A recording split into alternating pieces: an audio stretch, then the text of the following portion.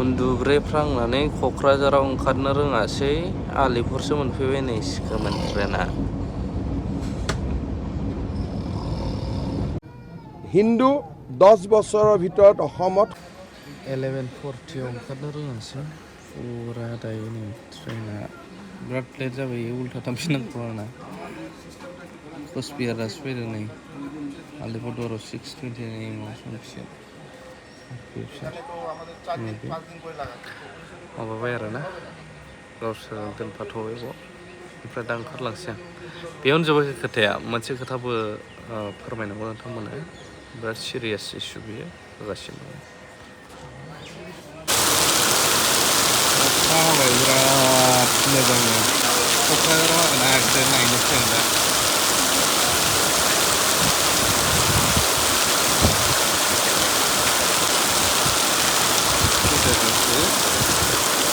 दासिमाव आं भिडिअ हगारथ'वाखै नालाय हगारसिमाव बेसेबां जागोनथाय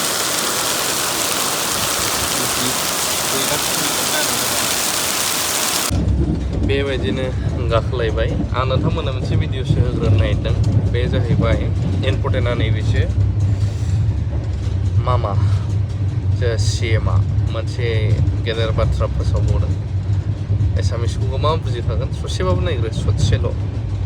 যদি 1951 চনৰ ডেমোগ্ৰাফি চাই আৰু আজিৰ ডেমোগ্ৰাফি চাই ই এনেকুৱা এটা পৰ্যায় পাইছেগৈ যে এতিয়া আমি অসমীয়া আৰু 10 বছৰত ইয়াত সংখ্যালঘিষ্ঠ হ'ম। হিন্দু 10 বছৰৰ ভিতৰত অসমত সংখ্যালঘিষ্ঠ হ'ব। এটা হেৰাই যাব বিচৰা জাতিক আমি পুনৰ তাৰ জীৱন উদ্ধাৰ কৰিব লাগিব আৰু সেইকাৰণে আজি এটা আমি নতুন সংকল্পলৈ আগবাঢ়িছোঁ। যোৱা 4টা বছৰ সন্তুষ্টিৰ 4টা বছৰ আছিল, বহুত কাম হ'ল। 21ত যদি গৰু খুটি 25ত পাইকান আমি থমকি ৰোৱা নাই।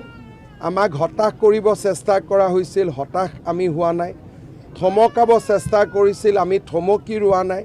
1,29,000 বিঘা মাটি আমি উদ্ধাৰ কৰিছোঁ আৰু চলি আছে। অসমত 29 লাখ বিঘা চৰকাৰী মাটি বেদখল হৈ আছে আৰু এজন হিমন্ত বিশ্ব শৰ্মা বা এটা 4টা বছৰত একেলগে চব কৰিব নোৱাৰি। আৰম্ভণি হৈছে আৰু আৰম্ভণি যেতিয়া হ'ল আমি চলি গৈ থাকিম। আজি যদি আমি কোনোবা এটা জাগা দেখুৱাইছোঁ, কালি সেইটো জাগাৰ কথা আমি নোকোৱা হ'ম, পৰহি বেলেগ এটা জাগাৰ কথা ক'ম।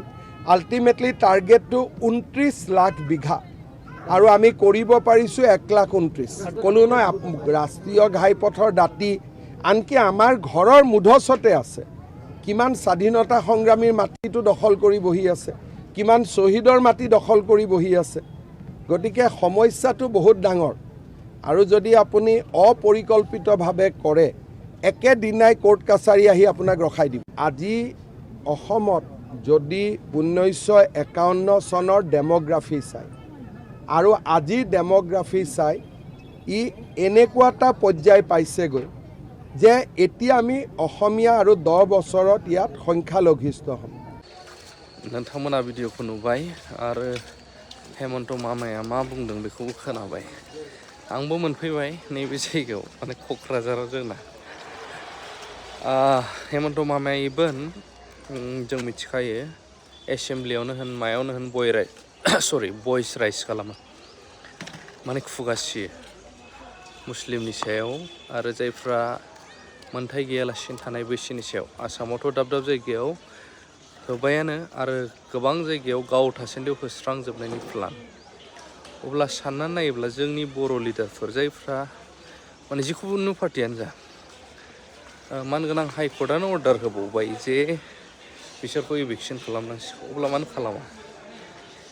जोंनि बर'फोरनिया BTC एरियायावहाय मैखोम बर' होननानै जोङो साननानै लायो, नाथाय बर'निफ्राय बांसिन हिसाब खालामब्ला फैगौ समफोराव गुबुनासो बांसिन जानो थांगासिनो दङ आरो बर'आ माइन'रिटि जानो थांगासिनो दङ बा जाबायानो होनफ्रामदो।